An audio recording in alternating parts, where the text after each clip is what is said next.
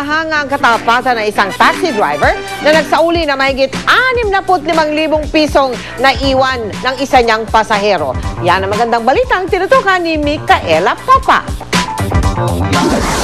Gayahin po kayo at maging ehemplo po kayo ng mga tao sa buong mundo sa inyong pinakitang katapatan. Ayan, okay? Salamat po. Salamat din po. Hindi mapigilang lumuha ni Willie Navarro sa programang Oro mismo sa DZBB.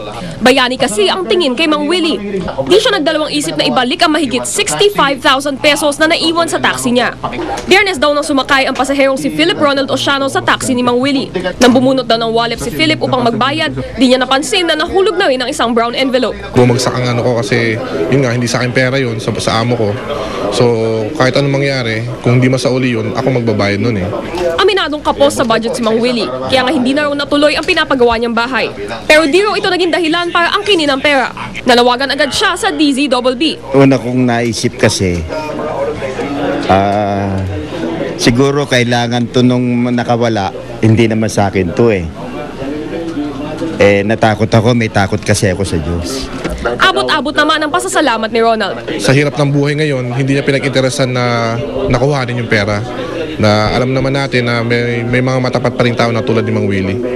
Micaela Papa, nakatutok, 24 oras. Chika Minute! Nag-post ng sexy si Regine Velasquez para sa cover ng bago niyang album. Pero hindi raw ito approved sa fiancé niyang si Ogie Alcacid. Makichika tayo kay Nelson Canlas.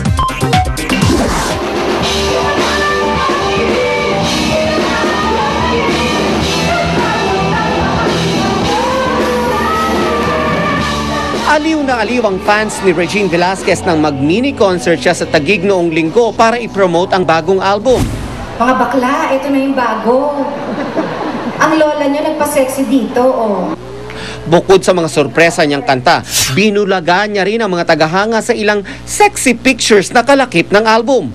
Pang men's magazine daw ang dating. At ang kanyang fiancé na si Ogie Alcacid, tila hindi raw komportable sa sexy pics ng Songbird. Hindi niya type. Hindi niya type yung black and white. Gusto niya yung colored kasi mas balot daw ako dun sa colored. Ayaw niya sexy? Ayaw niya raw ng sexy. Pero maganda raw ako. Hindi, ayaw ko sa kanya. Ayaw lang niya. Hindi niya type. Sabi niya, hindi ko daw kailangan mag-ganun. So, okay. 22 days to go na lang, mag-iisang dibdib na sila ni Ogie.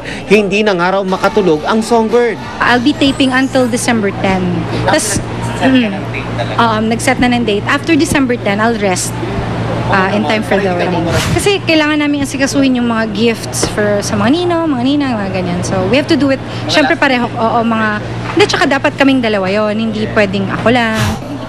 Bago sila'y kasal ni Ogie, may isang bagay raw na hinihiling si Regine. Bawal na siya umalis. Kasi panay ang hindi panay yung travel pa niya. Sabi ko, wag na siya mag-travel. Wala lang. Wala lang. Kasi malapit na yan. Nelson Canlas, updated sa Showbiz Happenings. Sa pagbabalik ng Chika Minute, Krista Kleiner magpupunta sa Amerika para sa mga posibleng Hollywood projects. Ano-ano kaya yon? Mamaya na yan, kaya tutok lang. Si Mike Enriquez, ang investigador ng bayan. Mga kapuso, meron pong nalunod na batang lalaki sa isang manong illegal na minahan sa Mabalacat, Pampanga.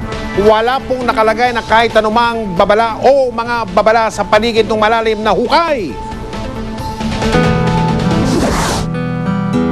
Sariwang-sariwa pa sa alaala ng pamilya Nigtao ang malakim na kinahantungan ng 11 taong gulang na si Christian John nitong 29 ng Oktubre sa Barangay Dao sa Mabalacat, Pampanga. Tumawag yung anak kong isa. Ang sabi na lunod daw yung anak ko. Pagkakita ko, wala na talaga siya sa tubig. Talagang nasa ilalim na siya.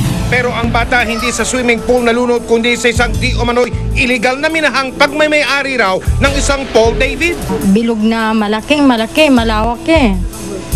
Tapos marumi yung tubig. Talagang delikado kasi yung lupa.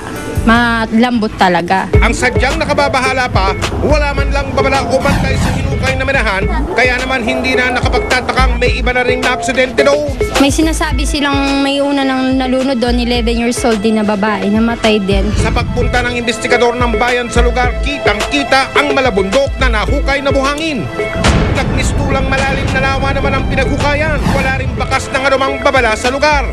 Ayon kay Mayor Marino Boking Morales, illegal ang ginawang paghuhukay sa lugar. Hindi sila kumuha ng permiso doon sa illegal excavation at illegal quarrying na yon. Pinakordon natin yung area, no? And I have instructed the police force dito sa Mabalacat, more particularly dito sa Dao, to coordinate yung area na yon.